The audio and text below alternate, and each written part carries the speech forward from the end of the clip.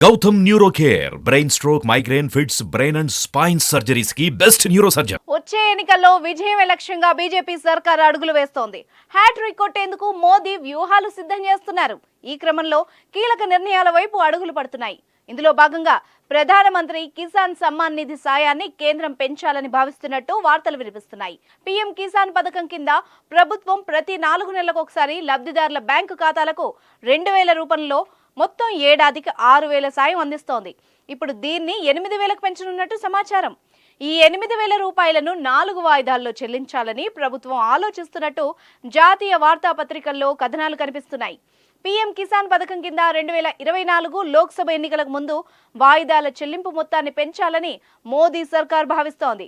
ఇక అదే జరిగితే దేశవ్యాప్తంగా ఉన్న లక్షల మంది రైతులకు అదనపు లబ్ధి చేకూరనుంది. 2019లో ప్రారంభమైన పీఎం కిసాన్ పథకానికి ప్రభుత్వం ఇప్పటి వరకు 15 వాయిదాలు ఇచ్చింది. దేశంలోని రైతుల ఖాతాల్లో మొత్తం 2.75 లక్షల కోట్లు జమయ్యాయి. నవంబర్ 15వ విడత రుణమాఫీ జరిగింది. గతంలో జూలై చివరి వారంలో 14వ విడత రుణమాఫీ జరగ్గా ఫిబ్రవరి 27న బెల్గాంలో జరిగిన సదస్సులో ప్రధాని నరేంద్ర మోదీ 13వ విడత విడుదల చేయనున్నట్టు తెలుస్తోంది.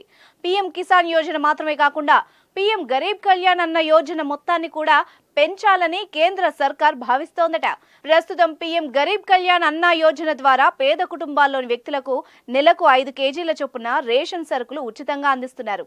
ఈ సాయం మరింత పెరిగే అవకాశం ఉంది. ఫిబ్రవరిలో ప్రభుత్వం నుంచి దీనికి సంబంధించిన ప్రకటన వెలువడనున్నట్లు సమాచారం. ఏదేమైనా లోక్సభ ఎన్నికలకు ముందు కేంద్ర ప్రభుత్వం నుంచి దేశ ప్రజలు ఏదో ఒక గుడ్ న్యూస్ వింటారని టాక్ వినిపిస్తోంది.